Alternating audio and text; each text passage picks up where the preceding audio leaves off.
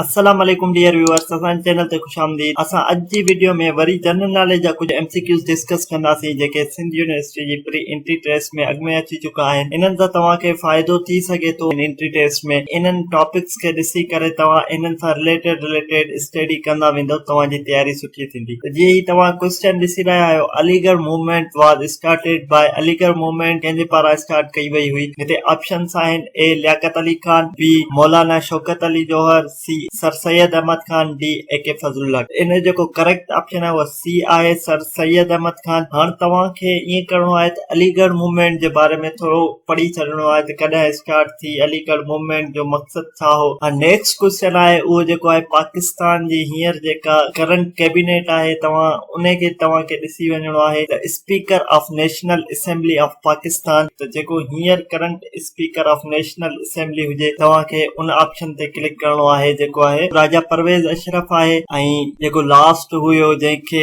लाहे करे उहो कासिम सूरी हुयो, उनखे लाहे करे ऐं हींअर राजा परवेज़ अशरफ आहे। नेक्स्ट क्वेश्चन आहे प्रेसिडेंट ऑफ पाकिस्तान। हिते बि जेको आहे पुराणा ऑप्शन मौजूद आहिनि, मोहम्मद जुबैर, ए, बी ममनून हुसैन, सी शाहिद खाकान अब्बासी, डी नन ऑफ दीज। हाणे जेकॾहिं हींअर करंट मिनिस्टर न आहे ऐं तव्हां वटि ऑप्शन मौजूद आहे डी नन ऑफ दीज जो, त तव्हांखे जेको आहे नन ऑफ दीज टिक करिणो आहे प्रेसिडेंट जे पारां। अगरि उते ऑप्शन में आरिफ अलवी मौजूद हुजे त तव्हांखे जेको आहे प्रेसिडेंट आरिफ अलवी ते टिक करिणो आहे। नेक्स्ट क्वेश्चन आहे the cave Hira where the prophet Muhammad peace be upon him received his first revelation is in the, जेका गारे हिरा आहे जिथे नबी करीम सल्लल्लाहु अलैहि वसल्लम पंहिंजी पहिरीं वही रिसीव कई हुई, उन्हनि खे अल्लाह साईं जी तरफ़ां पहिरीं वही मोकिली वई हुई, उहा कहिड़े जबल ते आहे। त इन जो जेको ऑप्शन ए जबले नूर आहे, इहो ई सही आहे। इन्हनि सां ॿियो इहो क्वेश्चन ईंदो आहे त गारे हिरा कहिड़े शहर जे वेझो आहे, मके जे वेझो आहे, मदीने जे वेझो आहे, त इहा जेको आहे मके जे वेझो आहे। या जबले नूर जे बारे में ईंदो आहे, जबले नूर जेको आहे कंहिंजे भरिसां आहे, कहिड़े शहर जे भरिसां आहे। त अगरि जेकॾहिं उते सिटी जो नालो हुजे त उते तव्हांखे मक्का टिक करिणो आहे। ईअं ई तव्हांखे रिलेटेड एमसीक्यूज़ थोरा पढ़ी छॾणा आहिनि, त जीअं हिकिड़ो क्वेश्चन हिते आयल आहे ज़रूर उन सां रिलेटेड ॿियो क्वेश्चन टेस्ट में अची सघे थो। एंड द नेक्स्ट क्वेश्चन जेको आहे द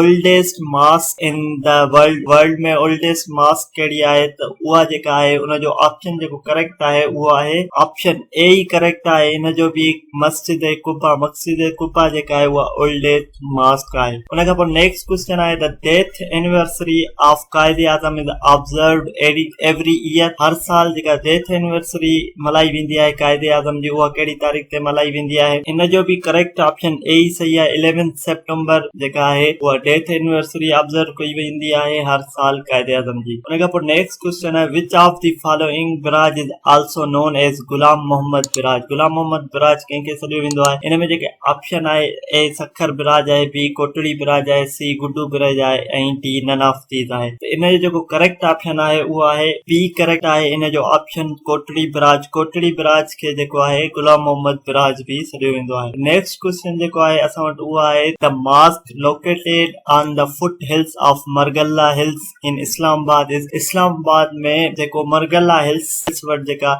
मस्जिद आहे उहा कहिड़ी मस्जिद आहे। इन में जेके ऑप्शन मिलियल आहिनि उहे आहे A Shahjahan Masjid, B Lal Masjid, C Badshahi Masjid and D Shah Faisal Masjid. त इहा जेको इन जो करेक्ट ऑप्शन आहे उहो डी आहे, शाह फैसल मस्जिद। जेका मरगल्ला हिल्स वटि जेका मस्जिद मौजूद आहे उहा शाह फैसल मस्जिद आहे। इन ई तरीक़े जा एमसीक्यूज़ ईंदा तव्हांजी एंट्री टेस्ट में। उम्मीद था कयूं त तव्हांखे सम्झ में अची वियो हूंदो त एंट्री टेस्ट में जनरल नॉलेज में कहिड़े टाइप जा क्वेश्चन अची सघनि था। असां वधीक कोशिश कंदासीं अञा वीडियोस ठाहियूं एमसीक्यूज़ ते, जीअं तव्हांजी तयारी थी सघे। मज़ीद इंफॉर्मेटिव वीडियोस जे लाइ असांजे चैनल खे लाइक कयो, सब्सक्राइब कयो, जीअं असांजी ईंदड़ हर नई वीडियो ते पहुची सघे। अल्लाह हाफ़िज़।